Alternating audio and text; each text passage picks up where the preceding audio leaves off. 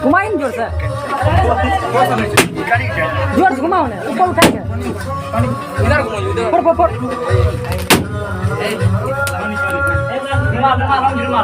राहुल राहुल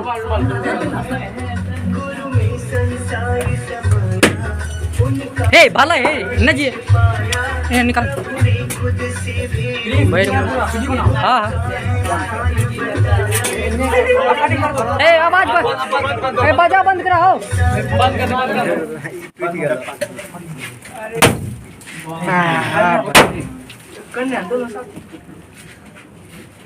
भारत के उज्जवल भविष्य के भावी उदीयमान कर्णधारों, आज ऐसी महान विभूति का जन्मदिन है जो बिरले ही धरती पर आती हैं और अपना ज्ञान प्रसारित कर फिर चले जाते हैं।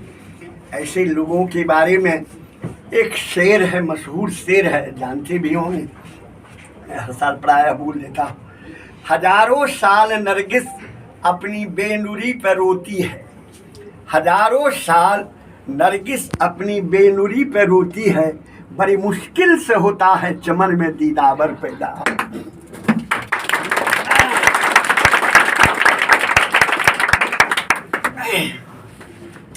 डॉक्टर सर्वपल्ली राधाकृष्णन ऐसी ही महान अलौकिक विभूति थे और नायाब जिन्स थे, जिनके व्यक्तित्व से सारा विश्व चमत्कृत है। बच्चों, आज से लगभग 134 वर्ष पूर्व 5 सितंबर 1888 में इनका जन्म तिरुपति में हुआ था।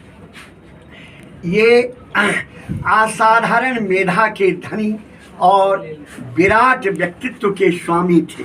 मैं ऐसी महान विभूति को सत सत नमन करता हूँ और आप भी नमन कर पहले।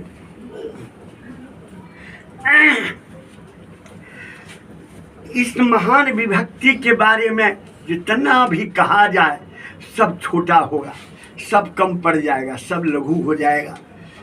इनकी पाठशाला प्रारंभ में गांव ही रही, इसके बाद अंत में मद्रास प्रेसिडेंसी कॉलेज से इन्होंने अंतिम पढ़ाई पूरी की। इनकी प्रतिभा ऐसी थी कि जब ये एमए में पहुँचे तो इनको टीचर ने यह कह दिया कि doctor Krishnan, you need not come to class daily, if you feel any confusion contact me and discuss. मैंने क्लास आने से इनको वर्जित कर दिया था। टीचर को लगता था कि हमसे ज़्यादा जानते हैं, ऐसी विभूति थी।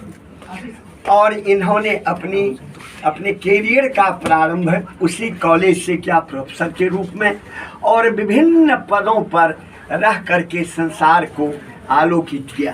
काशी हिंदू विश्वविद्यालय के ये पहले वाइस चांसलर थे और एक से एक पदों को सुशोभित किया।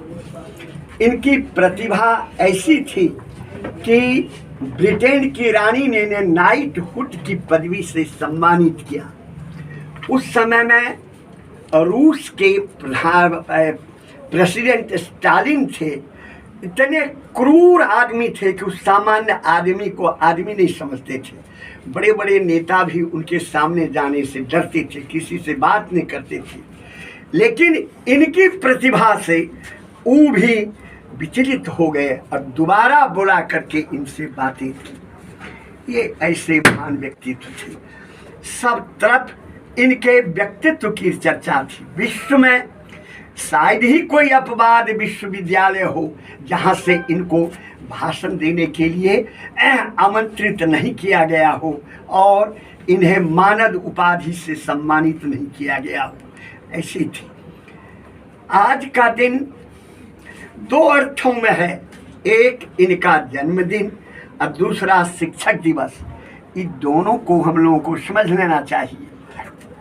महान व्यक्ति का हम लोग जन्म दिवस मनाते हैं, इसके पीछे कारण है। महान व्यक्ति वह नहीं है जो पद से बहुत महान हो। महान व्यक्ति वह है जो महानता की गाथा करते हैं और अपने व्यक्तित्व कृतित्व से सभ्यता और संस्कृति में नए अध्याय जुड़ जाते हैं। वो महान व्यक्ति है और उनका जन्म दिवस इसलिए मनाते हैं कि हम उनको आदरपूर्वक याद करते हैं और उनके प्रति कृतज्ञता व्यक्त करते हैं, क्योंकि हमारे जीवन को समुन्नत करने में उन्होंने बड़ा योगदान दिया और वे प्रेरणा के स्रोत होते हैं। तो इस अर्थ में इनको क्या कहा जाए, इनका कदम कदम प्रेरणा का स्रोत है। इनकी हर बात अनुकरण के योग्य है। ईश्वर करे हम सबों को वह शक्ति दें कि इनके अनुकरण करने की, इनके ज्ञान का हम अनुकरण करें। आपको सुन के यह आश्चर्य होगा कि राष्ट्रपति भवन में भी इनका 6 घंटा अध्ययन चलता था।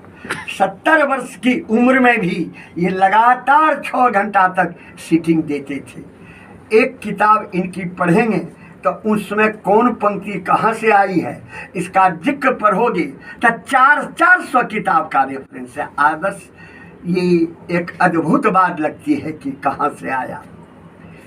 ये इनके जन्म दिवस की बात है, इनके विराट व्यक्तित्व की बात है। दूसरे तरफ इनका जन्म दिवस शिक्षक दिवस के रूप में मनाया जाता है। इसके पीछे भी बड़ा कारण है। इन्होंने अपना कैरियर एज ए प्रोफेसर माने शिक्षक के रूप में शुरू किया। भले ही प्रेसिडेंट ही हुए, राजदूत बने, लेकिन ये अपने को सब दिन शिक्षक ही मानते रहे। साथ ही साथ इन्होंने अनुभव किया कि किसी राष्ट्र के विकास की कुंजी शिक्षा है। जब तक शिक्षा का विकास नहीं होगा, राष्ट्र का विकास नहीं होगा और यह कुंजी शिक्षक के हाथ में होती है। इसलिए यह अनुभव किया इन्होंने कि जब तक देश में शिक्षक का सम्मान नहीं होगा, शिक्षक संतुष्ट नहीं रहेंगे, तो अच्छी शिक्षा का प्रचार प्रसार नहीं होगा। हमारे शास्त्रों में भी कहा है असंतुष्टो द्विजो नष्टः। इसलिए इन्होंने इस दिवस को, अपने जन्म दिवस को शिक्षक दिवस के रूप में मनाने का निर्णय लिया ताकि लोग शिक्षक के महत्व को समझें और उन्हें सम्मान दें, तभी जाके शिक्षा का विकास होगा। श्रद्धावान लभते ज्ञानम, विद्या प्राप्त करने का मूल सूत्र है श्रद्धावान लभते ज्ञानम। जब तक आपको अपने गुरु के प्रति श्रद्धा नहीं होगी, आप ज्ञान प्राप्त नहीं कर सकते। सच पूछा जाए तो आज का जो दिवस है वो त्रिआयामी है। त्रिआयामी, इस शिक्षक, छात्र और आम जनता सबसे संबंधित है। आज का जीवन हम सबों को ये संदेश देता है, शिक्षकों को यह संदेश देता है कि आप सही में शिक्षक बने। छात्र को यह संदेश देता है कि आप सचमुच छात्र बने और आम लोगों को यह संदेश देता है कि आप राजनेता के प्रति जो भटक रहे हैं, उनके पीछे जो महानता का ये झंडा फहरा रहे हैं, इसको छोड़िए। उनसे देश का विकास नहीं होगा, विकास होगा शिक्षक से। इसीलिए तो शिक्षक को कहा जाता है राष्ट्र निर्माता। तो बच्चों, यही मूल उद्देश्य है आज के दिन का। तो शिक्षा के क्षेत्र से जुड़े हुए जो भी लोग हैं, शिक्षक हों कि छात्र हों कि आम जनता हो, जो भी शिक्षा क्षेत्र से जुड़े हैं, यह शिक्षक दिवस हम सबों से नई दृष्टि और नई सृष्टि का आह्वान करता है कि आप अपने सोच में परिवर्तन लावें, अपने सृजन में परिवर्तन लावें। जहां आप हैं उसमें सोचें कि कहाँ खामियां हैं और उससे ऊपर उठने का प्रयास करें। इस तरह से शिक्षक, छात्र और तीनों का जब समन्वित प्रयास होगा, संयुक्त प्रयास होगा, तब पुनः भारत अत्यंत विश्व गुरु होने का जो इसका पहला गौरवशाली इतिहास रहा है उसे प्राप्त करेगा। मैं आप सबों से यह अनुरोध करूंगा कि आप इसी बात को दिमाग में उतारिए, नई दृष्टि और नई सृष्टि का मंत्र लेके यहाँ से जाइए। जहाँ जो थे उसमें परिवर्तन कीजिए, परिमार्जन कीजिए, परिष्करण कीजिए और उपनिषद के इस वाणी को अपनाइए। प्राप्य वराण्य बोधत, उठिए, जागिए और बड़ों की संगति में जाकर ज्ञान प्राप्त कीजिए। इन्हीं शब्दों के साथ मैं आप सबों का यह जो स्वीकार है, यह भव्य पंडाल है, इसमें आपने जो आयोजन किया इसके लिए आप सबों को एक नहीं, 100 नहीं, अनंत अनंत साधुवाद है। और आप सबों की जो श्रद्धा आपके चेहरे से झलक रही है मेरे प्रति, और इस सम्मान में और ये उपहार में, ये मेरे जीवन का धरोहर है। और इस मामले में ये हमारे जीवन के अंतिम धरोहर है जिसे मैं याद रखूँगा।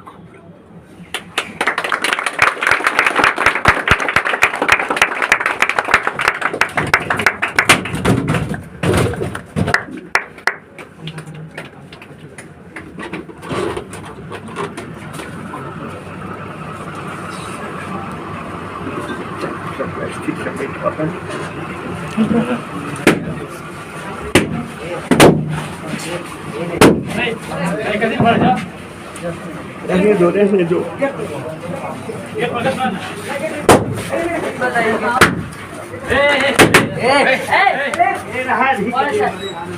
देर बाबा